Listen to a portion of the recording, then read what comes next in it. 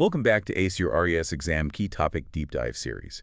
Today, we are really getting into some vital legal stuff for your RES exam here in Singapore. Absolutely. We're tackling bankruptcy, stamp duty, and caveats. Yep, sounds maybe a bit heavy, but super important. It really is. These aren't just, abstract things. They shape actual property deals. Yeah. Understanding them is key, not just for the exam, honestly, but for protecting your clients down the line. So our mission today, let's break down bankruptcy, buyer's stamp duty, and these things called caveats. Make them less intimidating, more like practical tools you can use, turn those confusing bits into aha moments, hopefully. Exactly. Okay, first big topic, bankruptcy. What does that actually mean in the Singapore context? And why should someone studying for the RES exam really pay attention? Right.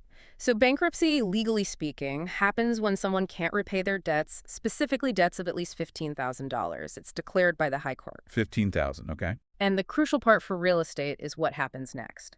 Almost all the bankrupt person's assets get transferred. They vest in a trustee. A trustee. You mean like the official assignee, the OA? Is that who we're talking about? That's usually who it is, yes. The official assignee, or OA, is a public servant and officer of the court. They step in to manage the bankrupt's estate. Manage how? Exactly. What do they do? Well, quite a lot. They administer the estate, so that means selling off assets to pay back creditors, handling the claims that come in, distributing any money collected. Okay.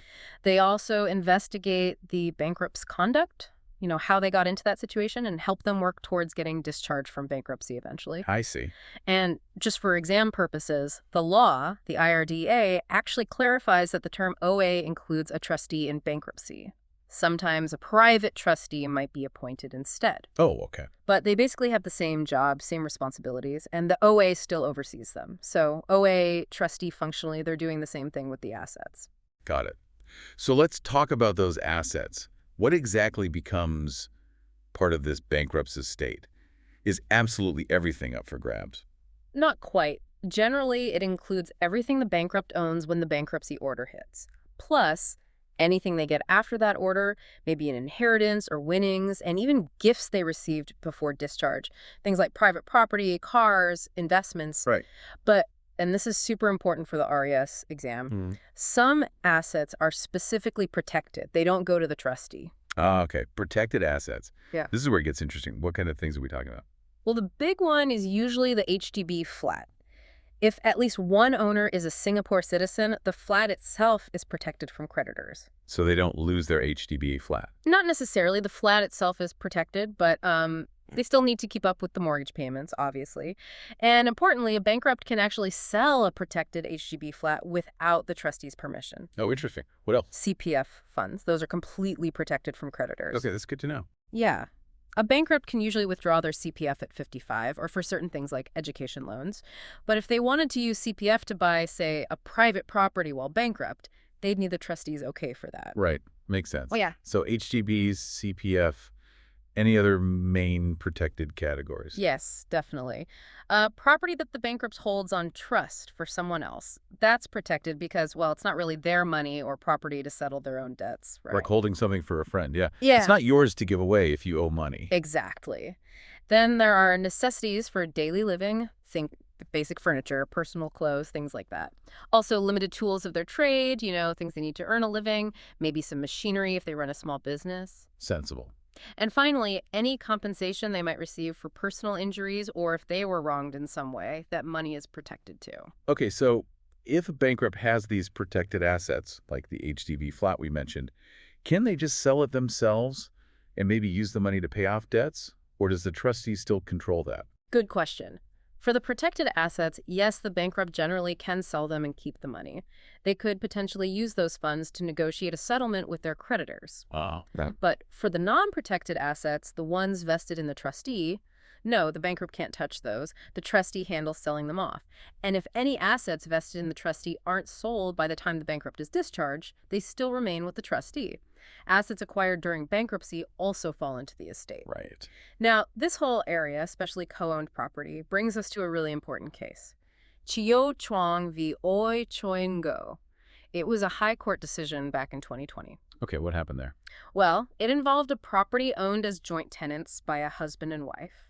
The husband went bankrupt.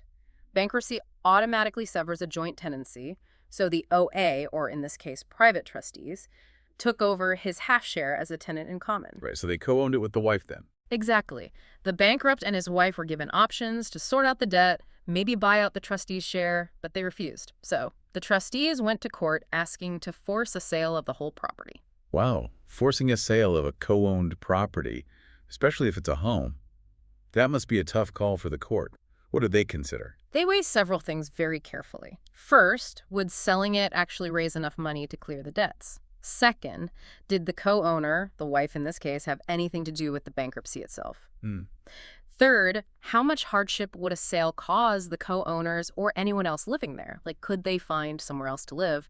Though, interestingly, the court said sentimental attachment isn't usually enough reason to stop a sale. Okay, practicalities over sentiment. Pretty much.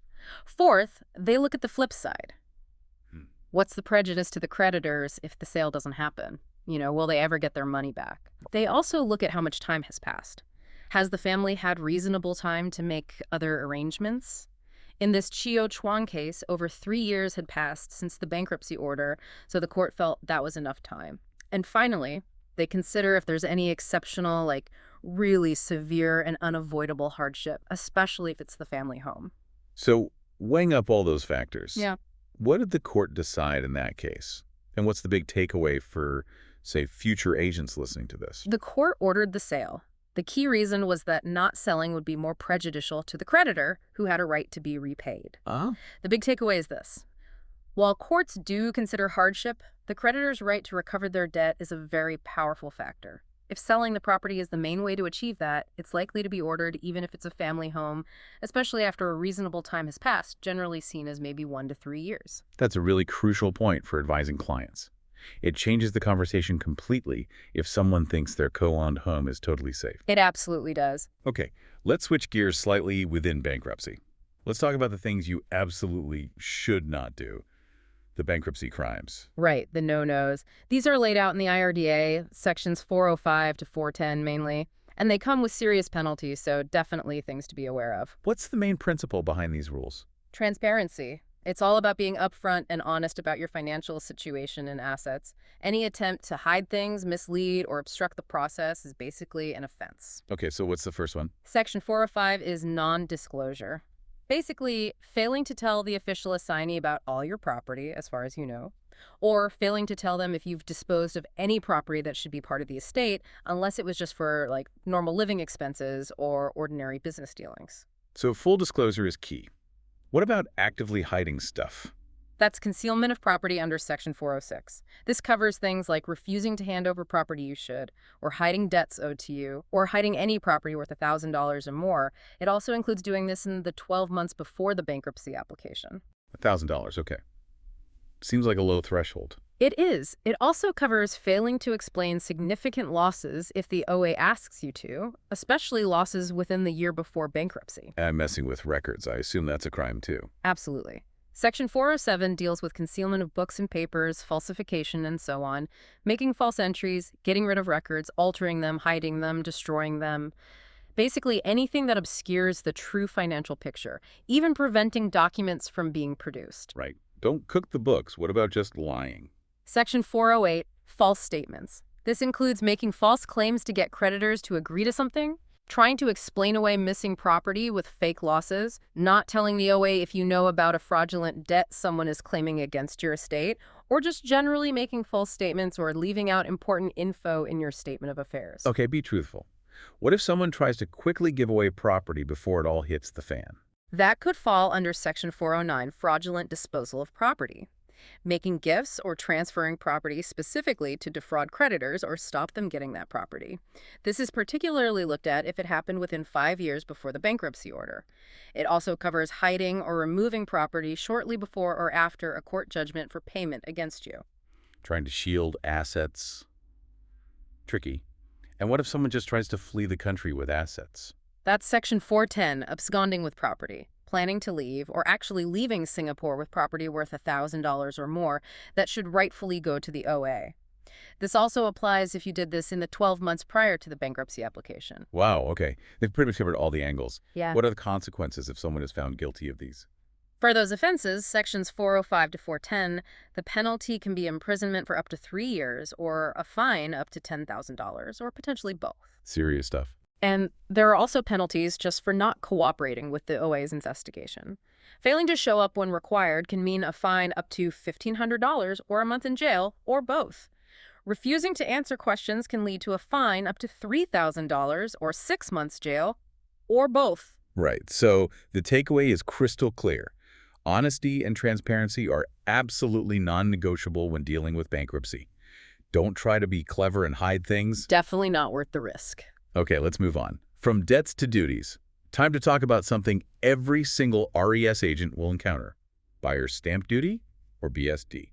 Sounds maybe a bit dry, but it's fundamental. It really is. BSD is simply a tax you pay on the legal documents when you buy property or acquire an interest in property in Singapore. And who pays it? The buyer. Or the transferee if the property is transferred rather than sold. It's their responsibility. How's it worked out? Is it just a flat percentage? No, it's a tiered system based on the value of the property. Right. And crucially, it's calculated on the higher figure between the actual purchase price and the property's market value at the time. Higher the two. Okay, what are the rates? For residential properties, it's 1% on the first $180,000 of value, then 2% on the next $180,000, then 3% on the next $640,000.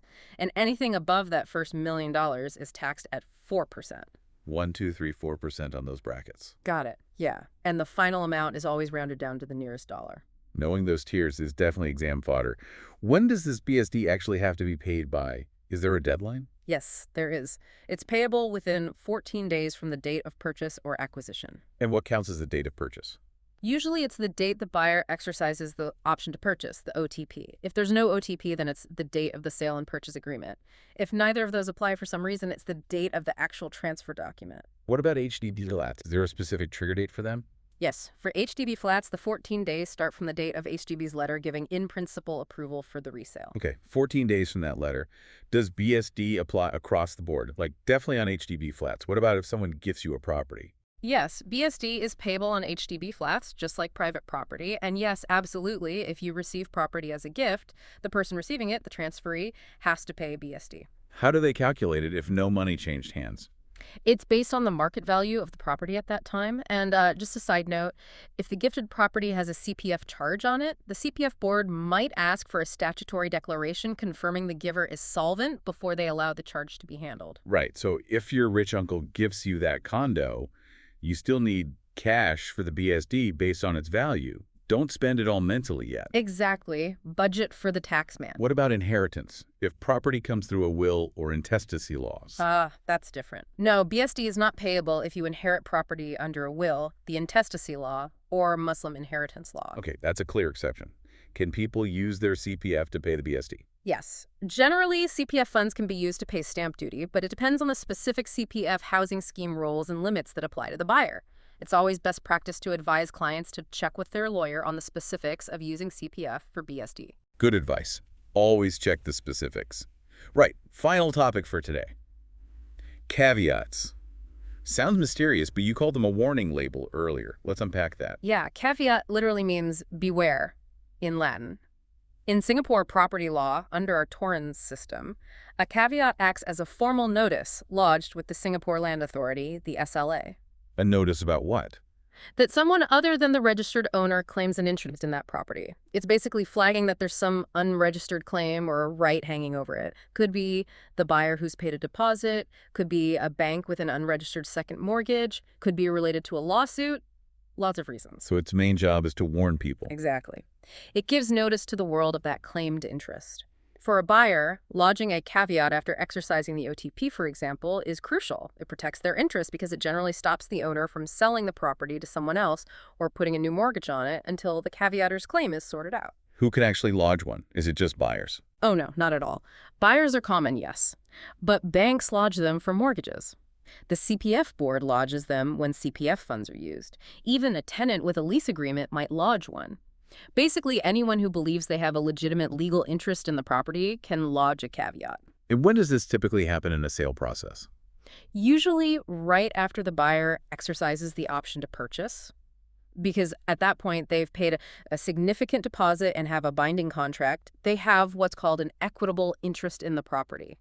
That's the trigger. How is it actually done? Is it complicated? The process itself is electronic now. It's lodged with SLA's Land Titles Registry through their online portal called STARS Allodgement.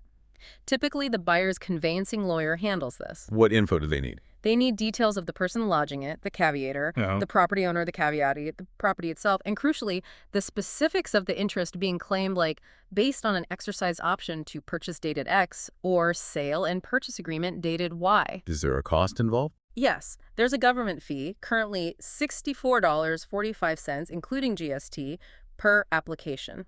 Plus, of course, the lawyer's professional fees for handling the lodgement. And once it's lodged, what happens? It takes effect pretty much immediately. And the SLA will then send a notification to the property owner, the caveatee, informing them that a caveat has been lodged against their property. How long does this warning label stay on the property? Does it expire? A standard caveat lasts for 5 years. 5 years, okay. It can lapse sooner, though. For instance, if the transaction it was protecting actually gets completed, like the property transfer to the caveator is registered, then the caveat related to that specific interest naturally lapses. Makes sense. Also, if someone tries to register a dealing that the caveat prohibits, like the owner trying to sell it to someone else, the SLA will notify the caveator. The caveator then has just 30 days to get a court order to extend the caveat. If they don't get that court order in time, the caveat lapses and the prohibited dealing can proceed. Only 30 days, that seems tight. It is. Quick action is needed. But, assuming the reason for the caveat still exists, the caveator can apply to extend it for another 5 years before it expires. They do this via the STARS portal again, pay the fee again, as long as the grounds for the claim haven't changed. Can the person who lodged it take it off early if things get resolved? Yes, absolutely. The caveator can withdraw their caveat at any time, either fully or partially, by lodging the appropriate withdrawal form through the same online portal. Okay, so here's the big question for potential buyers or agents. What if you find a property you love, but a title search shows there's already a caveat lodged against it? Is that a red flag? A deal breaker? It's definitely something that needs immediate attention. And yes, this is precisely why doing a title search before committing, before signing the OTP or paying the deposit is so incredibly important. You can do this through SLA's NLAS service or sometimes via URA's portal. Right before you get involved? Exactly, because yes, an existing caveat can prevent the transfer of ownership to a new buyer. So if you find one, what happens next? The seller, the caveatee, has options. They can go to court and ask the judge to summon the caveator to justify why the caveat shouldn't be removed. Put them on the spot to defend it. Right. Alternatively, the seller can apply directly to the SLA to cancel the caveat, but usually only if they believe it was lodged improperly, like vexatiously or frivolously or not in good faith. If they do that, the SLA gives the caveator notice, and again, that 30-day clock starts ticking for the caveator to get a court order to maintain it. So there are ways to challenge it, but it adds complexity and potential delay. Absolutely. It's not necessarily a deal breaker, but it needs resolving before the purchase can proceed smoothly. It's like finding that wet paint sign. As you said, you need to figure out if the paint is still wet and why before you sit down. Great analogy. Always check first. Wow. Okay, we have definitely covered some serious ground today. From the complexities of bankruptcy and protected assets, through the calculations of buyer stamp duty, and finally, demystifying those property caveats. Yeah, it's a lot, but hopefully broken down like this, it feels more manageable. Absolutely. And remember, folks, understanding these legal points isn't just about ticking boxes on the RES exam paper. It's about being a competent, knowledgeable professional out there in the real world. That's the core of it. This knowledge forms a really solid base. It allows you to tackle these topics confidently in the exam, sure, but more importantly, it equips you for your actual career, helping you guide clients through potentially tricky situations. Just think for a moment how knowing these details about protected HTB flats, about when BSD applies to gifts, about how to handle a caveat, how that empowers you to give better advice, to build trust with your clients. It's really about navigating that legal landscape with confidence. Couldn't agree more. So from both of us here on the Ace Your RES Exam Key Topic Deep Dive series, we want to wish you all the very, very best of luck with your upcoming RES exam. Study smart, stay focused. You've got this. You really do. Go ace it.